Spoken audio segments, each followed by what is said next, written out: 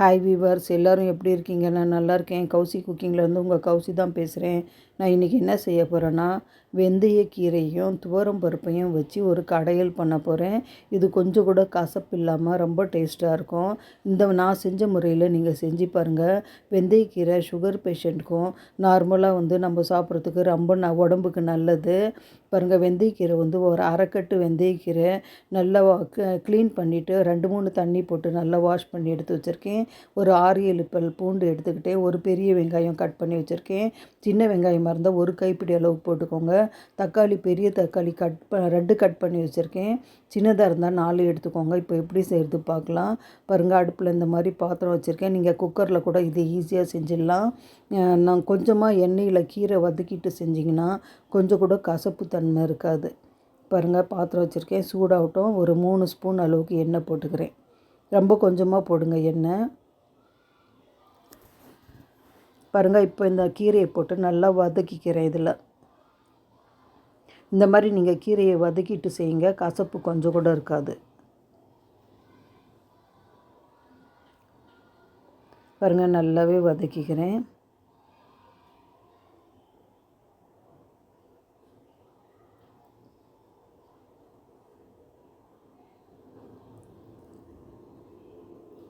பாருங்கள், ஓரளவு கொஞ்சம் சுருங்கிடுச்சு. பாருங்கள், கீரை கொஞ்சமாக ஆயிடுச்சு. இப்போ நம்ம கட் பண்ணி வச்சுருக்கிற வெங்காயம், பூண்டு, தக்காளி எல்லாமே போட்டு கொஞ்சமாக இந்த எண்ணெயில் வதக்கிக்கலாம்.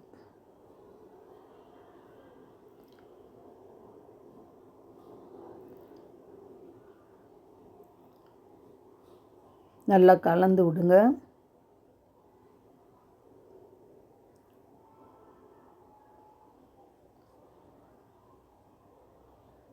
பாருங்கள், இப்போ நான் கொஞ்சமாக பெருங்காயம் போட்டுக்கிறேன். நான் இதில் பச்சை மிளகா போடலை. உங்களுக்கு வேணும்னா ஆட் பண்ணிக்கோங்க. பச்சை மிளகா போடாமல் நான் வரமிளகா மட்டும் போட்டு செய்கிறேன். பாருங்கள், பெருங்காயம் ஒரு சின்ன ஸ்பூனில் 1 ஸ்பூன் அளவுக்கு போட்டுக்கோங்க. நல்லா வாசனையாக இருக்கும்.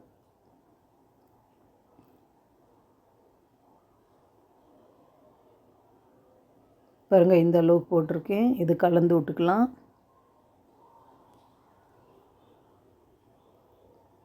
பாருங்கள், வெங்காயம் தக்காளி கூட கொஞ்சமாக வதங்கிடுச்சு. பாருங்கள், இப்போ பருப்பு நம்ம வாஷ் பண்ணி எடுத்து வச்சுருக்கோம் இல்லையா, அதை அப்படியே போட்டுக்கலாம். நான் நல்ல தண்ணி தான் போட்டு வச்சுருக்கேன். பாருங்கள், நான் அந்த தண்ணியோடு நான் அப்படியே போட்டுக்கிறேன். இது வேகிற அளவுக்கு தண்ணி போட்டு நல்லா வேக வச்சு எடுத்துக்கலாம்.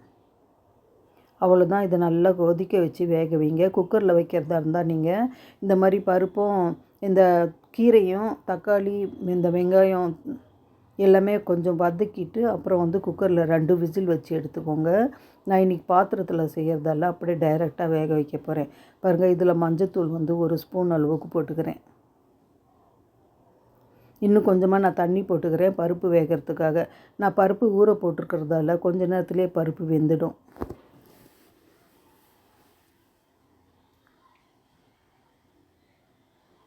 பாருங்கள், இன்னும் 1 டம்ளர் தண்ணி போட்டுக்கிறேன். நல்லாவே கொதிக்கிட்டோம்.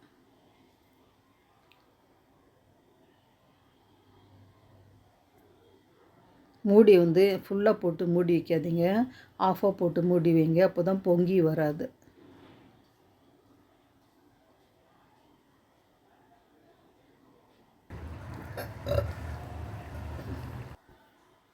பாருங்கள், நல்லாவே வெந்துடுச்சு. நம்ம போட்ட பருப்பு நல்லாவே வெந்துடுச்சு. கீரையும் பாருங்கள் நல்லாவே வெந்துடுச்சு.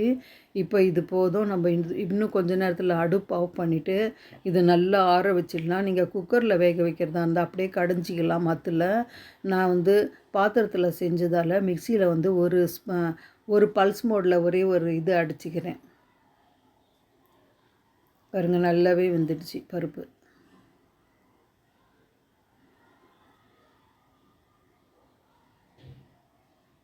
ஆற வச்சுட்டு மிக்சியில் போடுங்க. சூடாக இருக்கும்போது போடாதீங்க. பாருங்கள், அதில் இருக்கிற தண்ணி எல்லாமே நல்லா வடித்து எடுத்துட்டேன். வெறும் பருப்பும் கீரையும் மட்டும்தான் இருக்குது. பாருங்கள், இவ்வளோ தண்ணி இருக்குது. இதை நம்ம அரைச்சிட்டு மிக்ஸ் பண்ணிக்கலாம். மிக்சியில் நான் கொஞ்சமாக போட்டு அரைச்சி எடுத்துக்கிறேன். ஒரே ஒரு பல்ஸ் மோடில் அடிங்க. ரொம்ப நெய்ஸாக அரைச்சிடாதீங்க. ஒரே ஒரு ஸ்பீடு போட்டு அடிச்சிங்கன்னா கொஞ்சம் திப்பி திப்பியாக வரும். அப்போ தான் அந்த சாம்பார் கடையில் நல்லாயிருக்கும் சாப்பிட்றதுக்கு. பாருங்கள், ரொம்ப நைஸாக இல்லை, நான் அரைக்கல.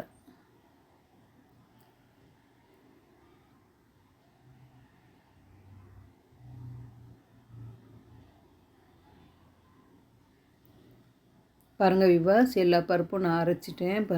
பாருங்கள் நான் எந்த அளவுக்கு அரைச்சிருக்கேன் பாருங்கள். ரொம்ப நைஸெல்லாம் அரைக்கல, இந்த மாதிரி அரைச்சிக்கோங்க. இதுக்கு ஒரு தாளிப்பு போட்டுடலாம்.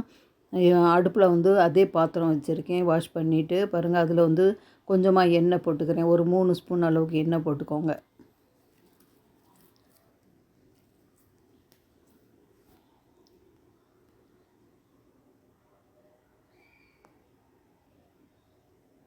தாளிக்கிறதுக்கு வந்து நம்ம பருப்பு சாம்பார் தாளிக்கிறோம் இல்லையா, அதே மாதிரி தான்.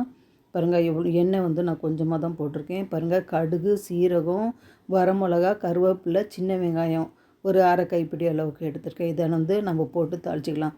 ஃபஸ்ட்டு வந்து வரமிளகாவும் கடுகு சீரகமும் போட்டு நல்லா வதக்கிக்கோங்க. இதுக்கு வெந்தயம் போட தேவையில்லை. ஏற்கனவே இந்த கீரை வந்து கொஞ்சம் கசப்பு தன்மை இருக்கும், அதனால் நான் வெந்தயம் போடலை. பாருங்கள் நல்லா நல்லா கலந்துட்டேன். பாருங்கள் கடுகு வெடிச்சிடுச்சு. இப்போ வந்து சின்ன வெங்காயம் போட்டுக்கலாம்.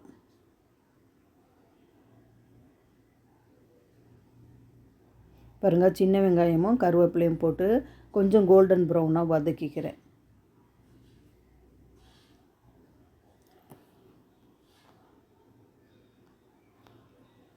பாருங்கள் இந்த அளவுக்கு வதங்கினா போதும், ரொம்ப வேக வைக்காதீங்க, கருப்பாக்காதீங்க.